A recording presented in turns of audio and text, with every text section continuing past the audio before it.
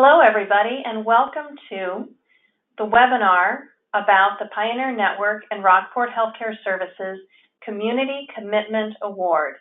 This webinar is designed to help you to put forward your very best application about your long-term care center's volunteer program serving your community. The team who will be bringing you this webinar are myself. My name is Jennifer Cabe, and I have the great privilege of serving as Vice President for Health Literacy and Social Impact with Rockport Healthcare Services. I'm here with Dr. Mike Wasserman, who is the CEO of Rockport Healthcare Services. Mike? Hi there. Happy to be on this webinar. Also today, we have Penny Cook, who is the President and CEO of the Pioneer Network. Penny? Thank you, Jennifer. I'm so happy to be with everyone today. Thanks, Penny. Also today, we have Joan Devine, who is the Director of Education for the Pioneer Network. Joan? Hi, everybody. I'm really proud to be part of this team. And finally, we have Matthew Lissabe, who is the Chief Community Integration Officer with Rockport Healthcare Services. Matthew? Hi, can't wait to see all the wonderful programs. I would second that. So this is Mike Wasserman. I'm the CEO of Rockport Healthcare Services. I'm a geriatrician, and I've worked in this space for going on 30 years. And I am so excited by this program. Here at Rockport, we are focused on bringing quality, person-centered care to the folks living along the long-term care continuum.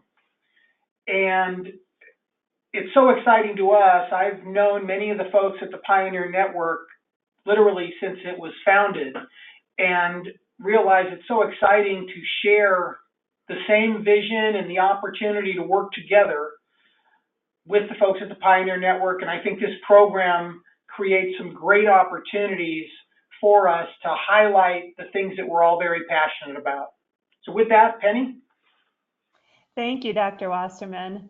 So I'm Penny Cook, and I'm the new President and CEO of Pioneer Network, and it really is my pleasure to work with Rockport Healthcare Services on developing this also new award. And although I'm new to Pioneer, I'm really not new to the concept of changing the culture of care and the culture of aging, and that's what this is all about. The Community Commitment Award is really aligned with the vision of Pioneer Network, which is to create a culture of aging that is life-affirming, satisfying, humane, and meaningful. And one of our most important principles is that community is the antidote to institutionalization. So this really is a natural partnership with Rockport Healthcare Services and an award based on the foundation of the work of Pioneer.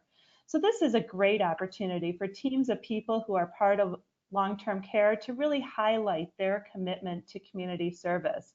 And who doesn't like to be recognized? And this is a way for you to be inspired, really to find those creative ways of expressing your own hearts to serve. So I have always felt, working in nursing homes and assisted living facilities and such, that it's always been my dream to see these communities to become part of the local neighborhood. Not just part, but maybe in a lot of ways the hub for the local neighborhood. And we really want to recognize the opportunity for nursing homes, long-term care communities to really be active and engaged, and to point out that the folks who live in these communities are not just there to receive services, but they can provide services. And many of the residents of our homes and communities have purpose in their lives. And as an example of our program, A Heart to Serve, which we'll talk about more, just showing that the residents of our communities can be part of delivering services back to the community. So let's take a moment here to talk about the Community Commitment Award. Again, we're here to encourage you to apply for this award. So the first thing you should know is that there will be 3 teams selected of up to 4 people per team, and they'll be selected through a competitive process, which is co-led by the Pioneer Network and Rockport Healthcare Services. We're going to hear a little bit later from our colleague Matthew Lissabe, whom you met just a moment ago, who's going to take us through an application. And the idea is that you'll put your best foot forward in describing your volunteer program in the application. But before you apply, you should know that each team needs to be comprised of at least 1 resident and 1 staff member. And the team could be 3 residents and a staff member. The team could be a resident, a community leader for a local organization, and 2 staff members.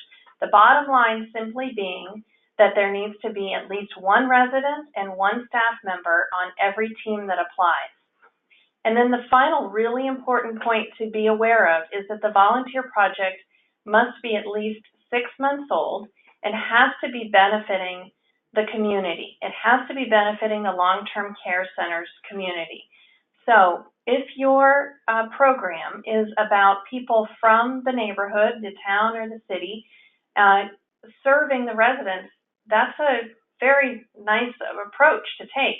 It's also a more traditional approach. We're looking for kind of what people might consider a non-traditional approach, in that, as both Mike Wasserman and Penny Cook have explained earlier, we're looking for programs that are about the volunteers being the residents of the long-term care center, being the residents of the nursing home who are serving their communities. And we're going to have some specific examples of those types of programs coming up here a little bit later in the webinar. In terms of what the award recipients, the winners of the award, will get, as I mentioned, there'll be 3 winning teams. Each winning team is going to receive a cash award, which is being donated by Rockport Healthcare Services. We're really honored that we're able to make this contribution, and it comes from all of us here at Rockport Healthcare Services. And the cash award will be used by each team for registration for the 2018 Pioneer Network Conference that's coming up in Denver. And it's not only going to cover registration, it's also going to cover travel, inclusive of meals, as well as lodging for that wonderful conference where a lot of like-minded and like-hearted people will come together. So we're really excited about welcoming the winners of the Community Commitment Award, the first ever Community Commitment Award, to the Pioneer Network Conference in Denver, Colorado. And Jennifer, that takes us on to just exactly where these awards are going to be presented. And that is, of course, at that conference, which is taking place on August 12th through 15th at Denver. And very specifically, the awards will take place at our Monday, August 13th general session called Creating Community, It Takes a Team. The awards presentation will include an introduction of the winning teams, along with a viewing of short video clips highlighting their award-winning programs. Matthew, would you like to share what Community Commitment's all about? I would. Yeah, and I think the best way to do that to start is to actually see an example of community commitment in action. So we have a short documentary filmed at the Rehab Center of Bakersfield about community meals, a project that the residents are engaged in. And here it is.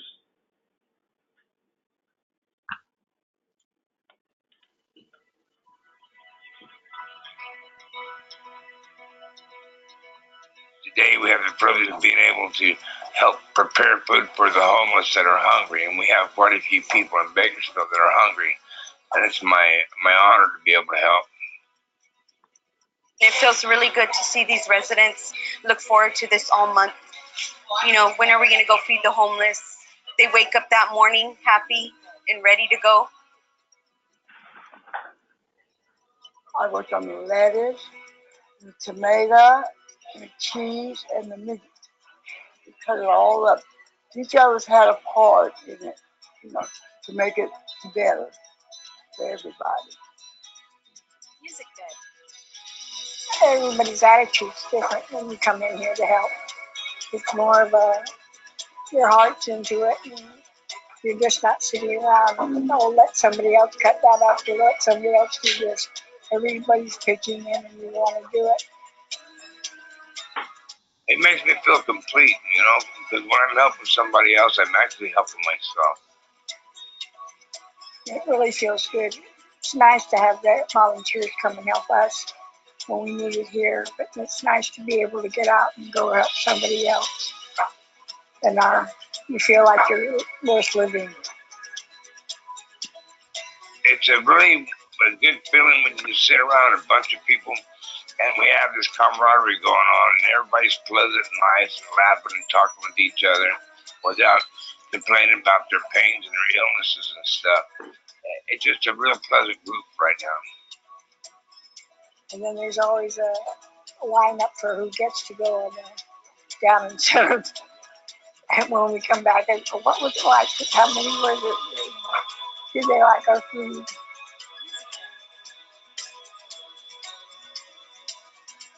It makes me feel real good because I've been down myself, and there was people that I didn't even know.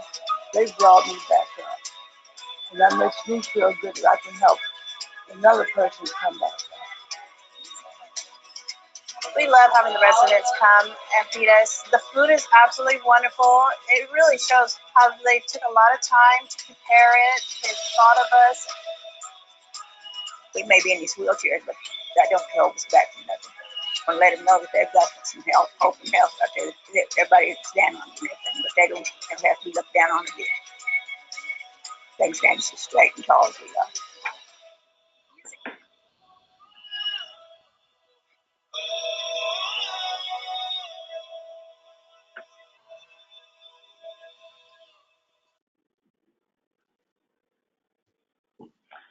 So this is a picture. I've had the good fortune of observing a Heart to Serve on multiple occasions. This picture actually comes from one of the largest transitional housing organizations in the country in San Diego. And our residents served over 1,200 meals on this day. And, you know, I think looking at this picture reminds me when I see our residents in the process of doing this, you can see their eyes light up and you can see the value it brings to them to know that they're doing something of value for others. And I think that's just the neatest part of programs like this.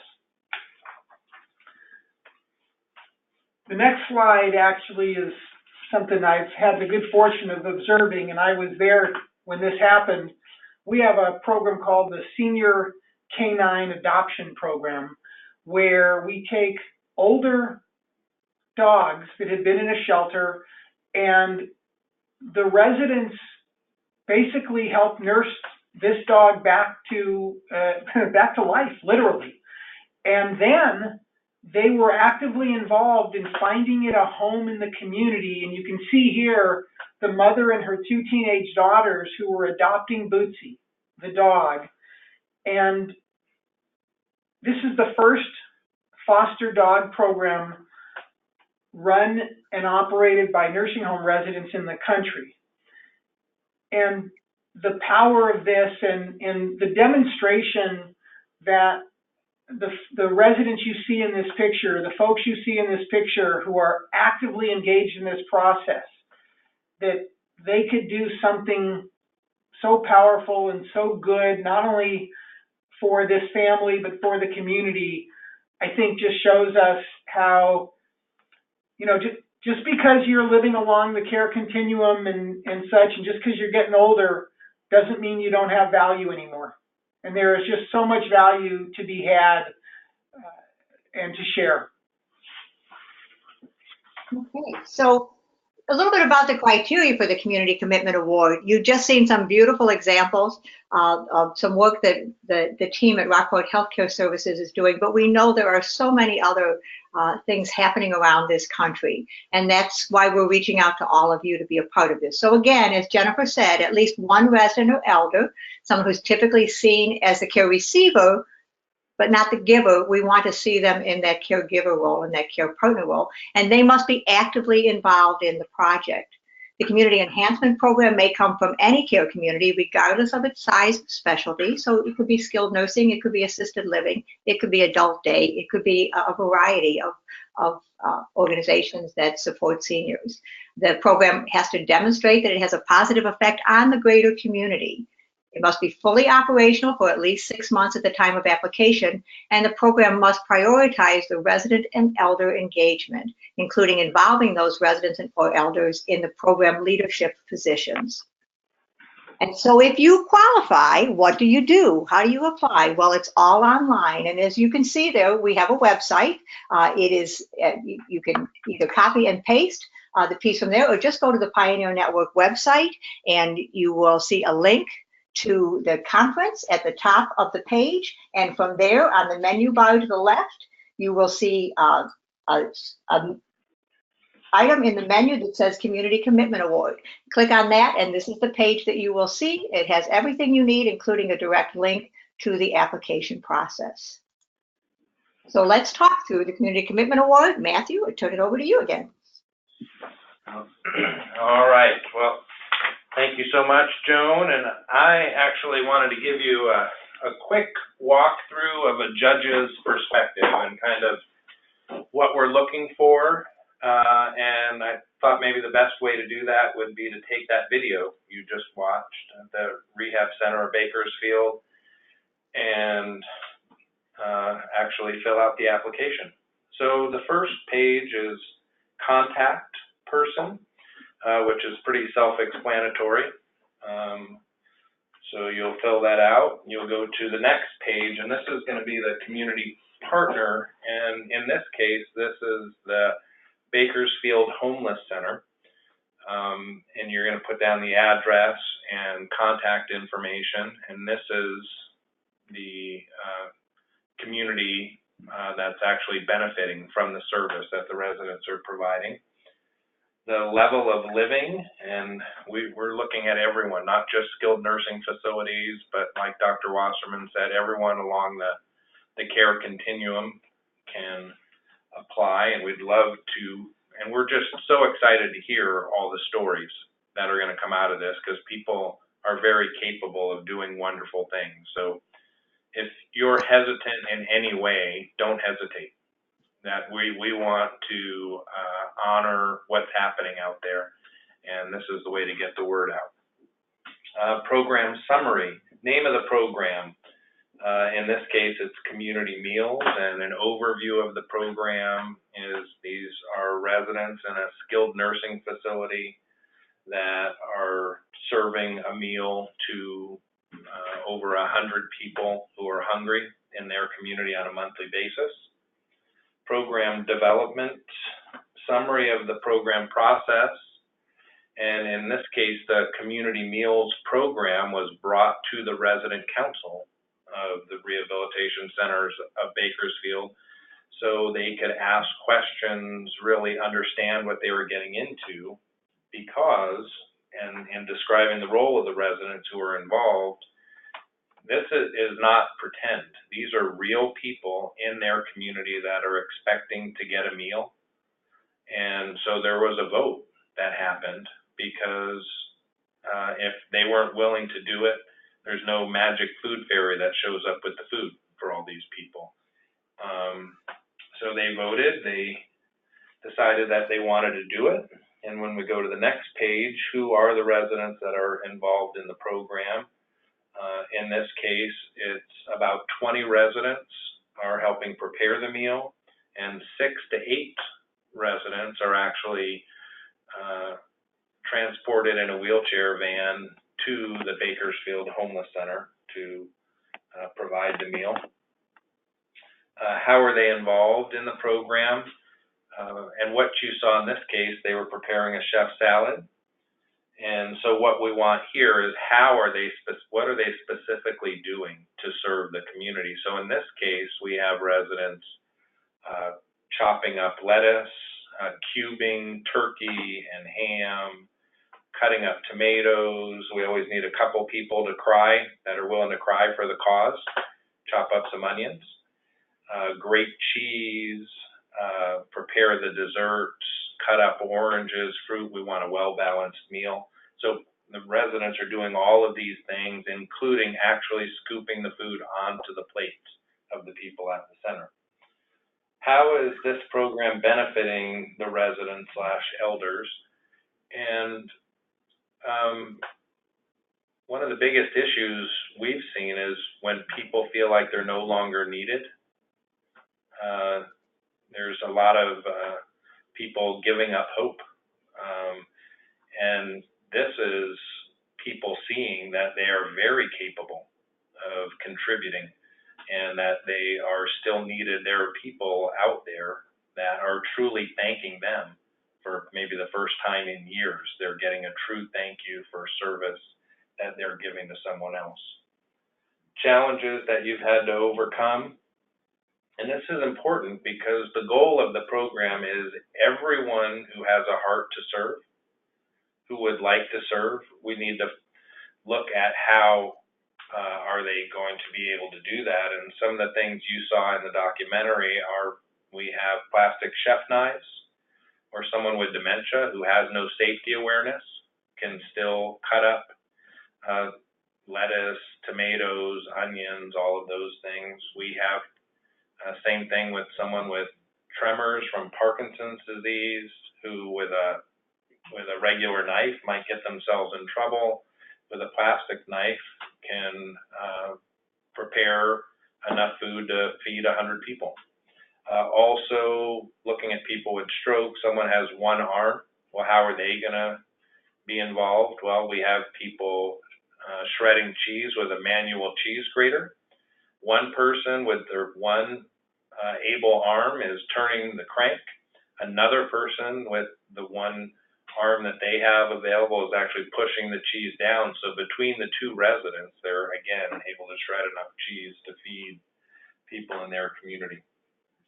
How has this project changed the way your staff, families, and others perceive the value and abilities of residents? And we've seen in this project that people are often embarrassed, honestly, to be in a nursing home. It's not something that you want to tell people about. Families don't want to tell other family members that grandma is now in a nursing home. When we made the documentary that you saw earlier, there was a run on that documentary. Residents are wanting to share with everyone what they've done and, you know, be a model for the rest of the country. And family members have been requesting it over and over again because this is something that they can show other family members, or they were involved in the decision of grandma being in the nursing home, that look at what grandma's doing. Do you believe that? 98 years old and a stroke, and she's still out there feeding people in her community. Isn't she amazing? We go to next, community outreach, name of greater community partners, and in this case, that is the Bakersfield Homeless Center. And how is this program benefiting the community at large, or the greater good? And in this case, 100 hungry men, women, and children are being fed every month by the residents at the rehab center in Bakersfield. And the next page, please provide any additional information that will help us better understand your program. And we have really found that a great way to do that is to get between a 1 and 3 minute video of your project, that, you know, seeing the people actually doing the work is very, very powerful. We want to keep it to 1 to 3 minutes because if you're chosen, we want to show that video actually at the conference, show everybody the amazing things that are happening out there. And don't feel like you need to go get a professional to do this. You know, the new iPhones do a great job. So we encourage you, if you can, get some video, and it's easy to upload right here. And that's basically taking you through the application.